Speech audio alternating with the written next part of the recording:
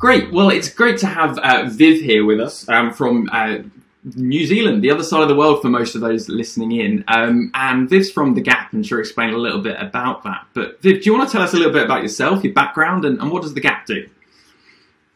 Oh, thanks, Andrew, and welcome, everyone. A little bit about myself. I am a chartered accountant and very, very passionate, along with my business partner, Mark Jenkins from New Zealand, about accountants helping their clients to manage a better business. So my background is in public practice quite a while ago. So I had a practice that I built from nothing to about 20 people in about 5 years. So that was pretty solid growth. And that was really off the back of paying a lot of attention to what clients actually needed and wanted. And so I was a little bit untraditional, you could say, and I did things just a little bit differently. And many years later, long story short, I met my co-founder, Mark Jenkins, who ran a very successful business development practice in a place called Whakatane, New Zealand. And we teamed up with my expertise and his expertise and experience and created The Gap. And now, some 6 years later, we have more than 400 accounting firms, New Zealand, Australia, quite a few in the UK, more than 100, 120 in the UK, who are members of The Gap. And so they are really changing the way they deliver business advisory services. And sure, every accountant in the world delivers business advice. That is for sure. However, a lot of it's reactive and based on what they're asked advice on by the client. The Gap approaches things a little differently and says, okay, what if we were to go out there and ask enough questions of our clients to find out what their real problems and challenges are? And what if we were actually able to deliver some business advisory services that help them overcome those challenges? So rather than waiting to be tapped on the shoulder, what if we actually opened up the possibility of that client improving their business? Maybe it's as simple as starting with a one-page business plan, setting some goals for the next year and having some sort of accountability around achieving those goals. So it's quite structured, and it's kind of a little bit the opposite to reactive business advisory services. It's actually very proactive, and it starts with the accountant. Yeah, that's great. That was a very long way of introducing what The Gap is. That's brilliant, Viv. That's brilliant. And I always love talking to you and how passionate you are about, the role accountants can play for small businesses. So that's brilliant. And in this series, we're talking a bit about that proactive conversation that accountants have with clients. And so I guess my first question I had for you is, do accountants talk to clients enough? What's your experience of how often accountants talk to clients? Well, there are a few experiences, obviously. I think accountants really care about their clients, and they talk to them. Some of them talk to them a lot. Some of them, unfortunately, tend to behave a bit more remotely. Like if the client needs to talk to me, then I'll talk to him or her. But there's a world of difference, Andrew, between, having a general conversation and a how's it going conversation, which doesn't have a lot of structural purpose behind it, and actually thinking about how you're going to hold that meeting. A lot of those meetings are not face-to-face right now, so it's even more important we have structure. Even if it's a Zoom meeting, thinking about, okay, well, what do we want to achieve at this meeting? What if I were to actually send out some pre-work to my client, ask a few questions, nothing too heavy, 4 or 5 questions, to find out what my client understands about the financial statements before we go through them together. What we might end up having is a much deeper meeting, and we would end up avoiding having so many meetings of discovery where we spend a heck of a lot of time trying to figure out what the problem is. If we could figure out what some of the problems were before the meeting, we could actually structure a meeting where we focused on, rather than the symptoms, figuring out the cause of the problem and working out a solution to overcome that problem, which hopefully will come in the form of a service that the accountant can offer to their clients. So really thinking about how we conduct our meetings. Yeah. No, that's really interesting. And so you talk about pre-work there for meetings and service delivery to an extent.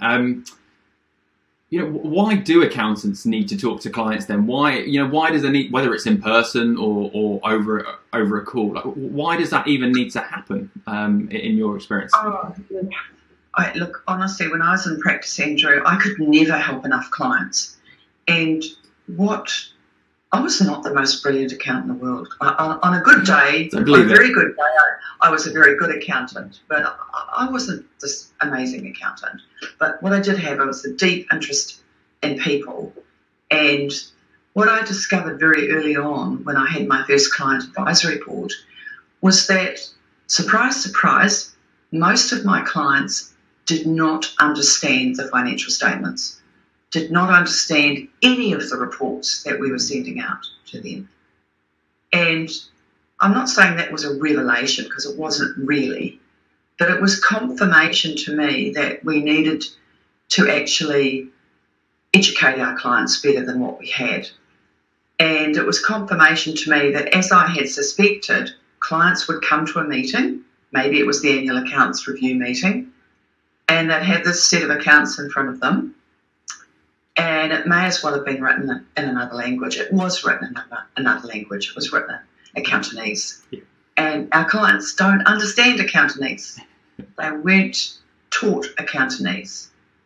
And it's up to us to start finding out what they do understand, what perplexes them, and how we can sort of help them understand their numbers better, because you can't grow your numbers if you don't know your numbers. And so I really focused on finding out, getting clients to feel really comfortable with not knowing the answers to the questions.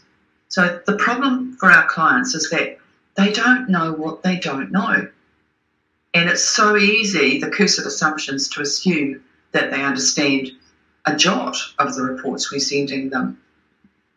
So there's absolutely no point having an annual accounts review meeting unless to go over the annual accounts, unless your client understands, those reports. Otherwise, we may as well just have a 3-minute meeting that says, here's your tax. Yeah. Here it is. Yeah. That's it. Done. So meeting structure becomes very important. Getting people to read reports before they come to the meeting is very important. Just asking them 3 questions about the reports and getting them to feed that back to you before the meeting. It could be such a simple question like, what are the 3 biggest insights you've gotten from reading your annual accounts? What stands out for you? What are the highlights? There are so many different ways you can ask a simple question. And then you're opening up the possibility that it's okay for the client to say, I actually don't understand. Can you walk me through this? You're finding out what they understand and what they don't understand. And you're saying it's okay. You're not dumb. You're just not an accountant. So we're going to kind of take you down this educational path. And it starts now. And then you think about every single meeting you ever have with a client. And by the way, a video meeting like this is even more important because when you're sitting in a room with people, you can see all their, physical and verbal cues. In an online meeting, you don't get that same experience. So to actually get some what's going on in their minds out of them before the meeting is doubly important. So if you're having any sort of meeting with a client, they've rung you up and they've said, look, I've got this problem with an employee. Let's catch up this afternoon for an hour. Okay, great. Send them 3 questions. Get them to get some information out of them. Get the problem to the heart of the problem, before the meeting, and then you can actually spend that time looking at solutions and seeing how you can help them. So meetings can be so much better. And the great thing is that means that the accountant isn't wasting an hour trying to figure out the problem. The client is getting help at the meeting, and so it's just much more powerful for everyone. Yeah, I love that. No, Viv, I think that's brilliant, and it sounds so intuitive with you saying it, but it does take some nous of the accountant to be willing to push and ask questions about the client's knowledge about their own business. It's quite difficult. So I'm keen to know how does the gap help with accountants who struggle with that? Struggle with pressing with questions. Why is the gap useful in solving that problem? Well, there's a heck of a lot of education that comes with the gap. But firstly and foremost, we are a content organisation. So it's very interesting that very wide, broad subject of business advisory. For many accountants, business advisory is my client asks the question, I try and give them the answer.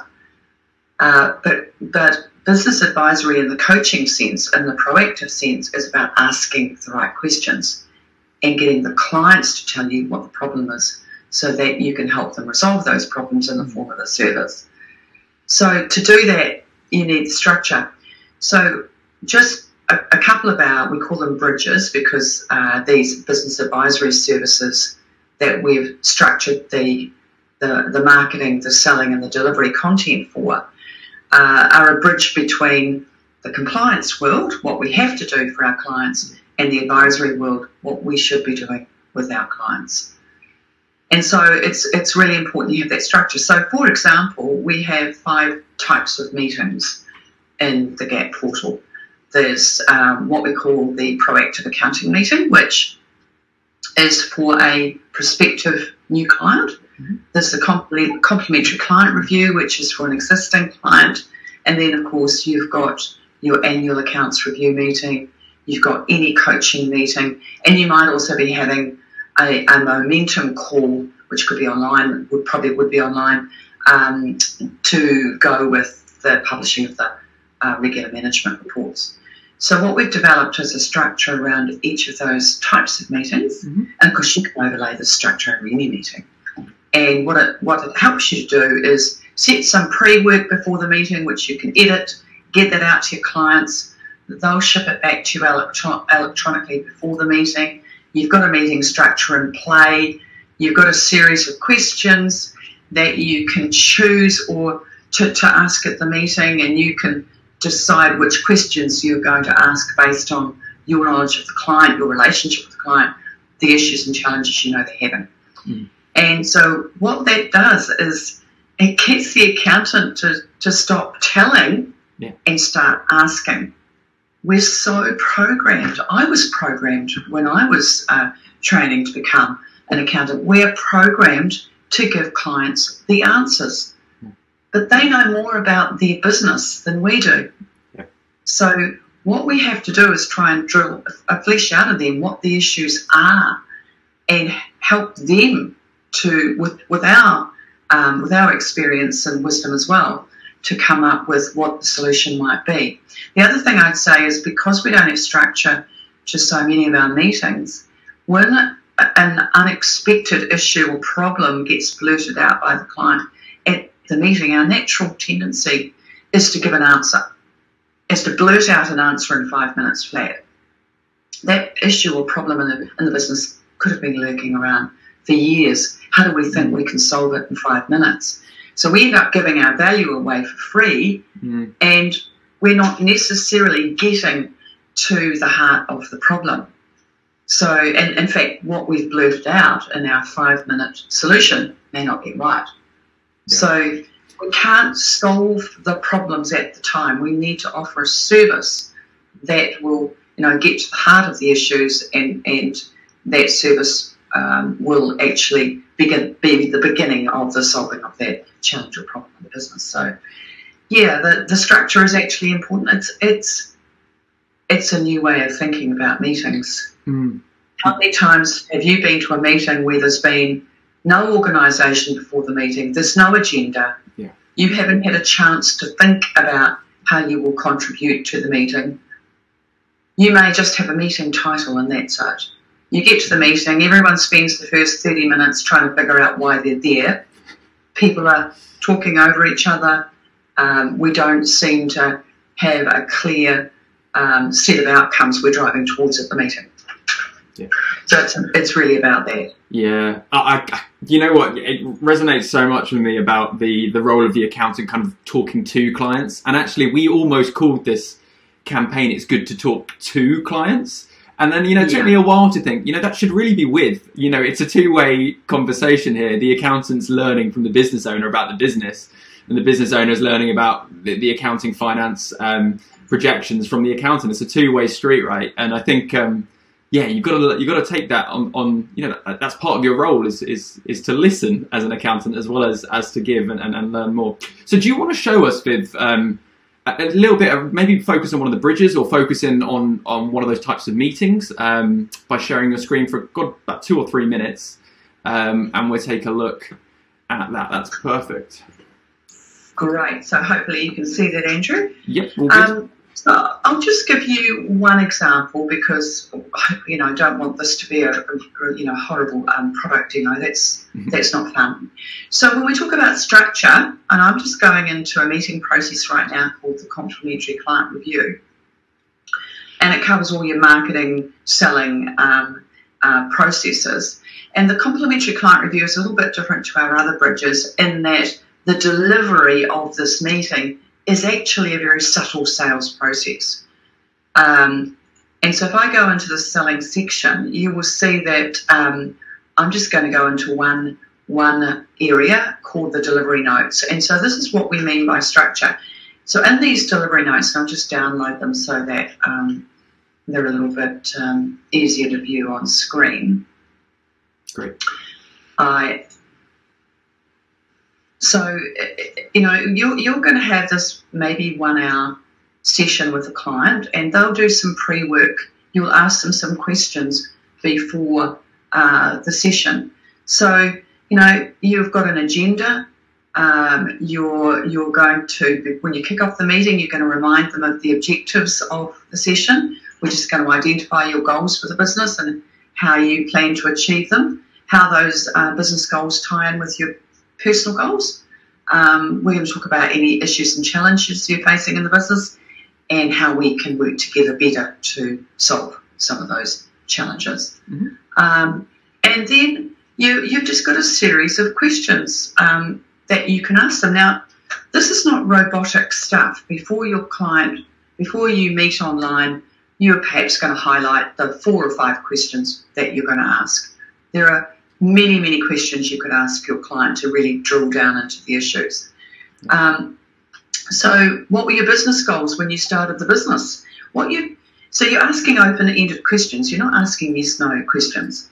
And what you're trying to drill out from the client is where's the dissatisfaction in the business? Okay, so for example, what are your specific business goals for the next 12 months? What may come out of that question is that they're not writing their goals down, which leads to they don't have a plan. So what you're trying to do is get them to join the dots, that if they actually write their goals down, if they have a plan, they're much more likely to achieve their goals. I mean, you can't achieve your goals if you don't write them down. Who's holding you to account to achieving those goals? And of course, people will say that their husband or wife is, or that their business partner is. But we all know that that's soft coaching, and we all know that we need somebody independent to hold us to account. And that could and possibly should be the accountant. One of the few independent advisors that the small business has actually got in the world. When did you last update your business plan? So you notice that I'm not asking, do you have a business plan, or can we see your business plan?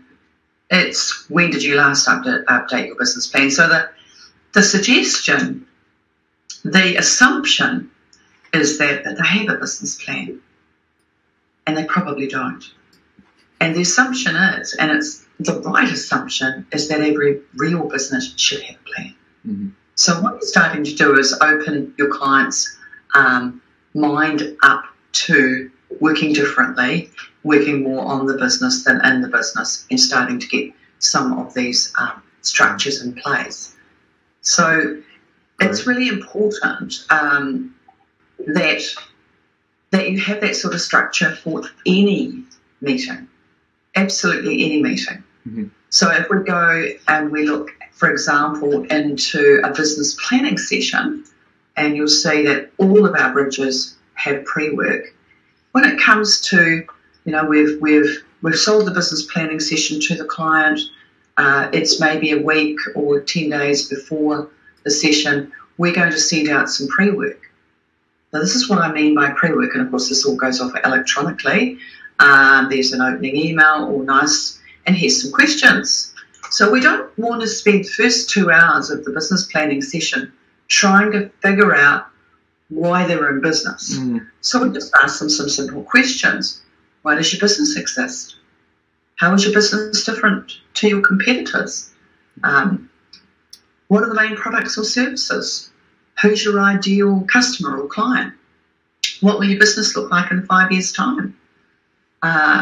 What does the business have to deliver to you personally? A bit about their values. What are the 3 to 5 key performance indicators that are driving business success? Where are the opportunities? Where is the business a bit vulnerable? What are your 5-year goals? What are your short-term goals? What are the big issues that need to be addressed? Now, imagine how long it would take to get to the heart of those issues if we didn't have any sort of pre-work. So this avoids this meeting of discovery or a meeting of fluff where, we're talking to the client and it's a great chat and it's enjoyable and the client feels some level of support. What if we were to really ramp that level of support up so that our clients came away from any session with us going, it's so good to talk to Andrew. He's organised. He always gets information out of me before the meeting. I feel good about being able to do that brain dump. I feel as if I've shared some of my problems.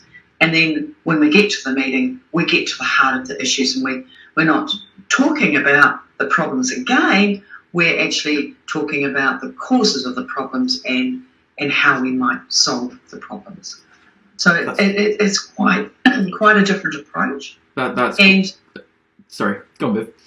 You go on, Andrew. You keep asking. No, that's perfect. No, I was going to say that I can absolutely align with that. That the meeting is the point where you're doing the work. It's the medium where you're making decisions and you're engaging with the client with the problem that's already been identified. I think that's spot on. And I know so many in the UK. I know many firms that use the Gap, really successfully. As a remote firm that we've all had to pivot to in the UK. Oh, yeah. It's been fascinating. It's been fascinating since this pandemic. New Zealand's, Auckland's just coming out of its third lockdown, and the lockdown experience has just been extraordinary in the UK. And to have these processes on tap when you suddenly are working remotely with your clients, suddenly we're all living on Zoom, is critical. And the firms that were in the past, Gap firms that were in the past meeting with their clients more or less most of the time face to face, and then morphing from that to running a good online meeting, it's been seamless because they're just using the same processes, and all we've done is overlay the technology over top. Yeah, I agree, and I would argue. I would argue, for the firms that did struggle to do it in person, digital actually offers a really good opportunity to get those best practices in place. It's almost easier in a digital format, then hopefully you can transition back to normal life, touch wood, whenever that returns. But Viv, we are out of time, so I will leave on that note, but presumably people can find you online under the Gap, is that right? Yeah, absolutely. Just search us, thegapportal.com, and have a look around on our website. There's a few videos there that are helpful, and reach out to someone. We could certainly put you in touch with a firm or two in the UK who've, really making this work and have done some stunning work, throughout COVID in terms of business recovery planning and continuity planning and education marketing and running webinars and really educating their clients when they need support arguably the most they ever have. Yeah, I agree. Well, Viv, great to talk to you. Really value those insights. We'll wrap up there. Thank you. Thank you, Andrew. Lovely to talk. Hopefully you enjoyed that short interview. My name is Andrew Jordan. I am the CEO at Connect4. Please do book a demo. Click on book a demo and we will love to talk you through our platform and to show it in action. And yeah, great to have you with us.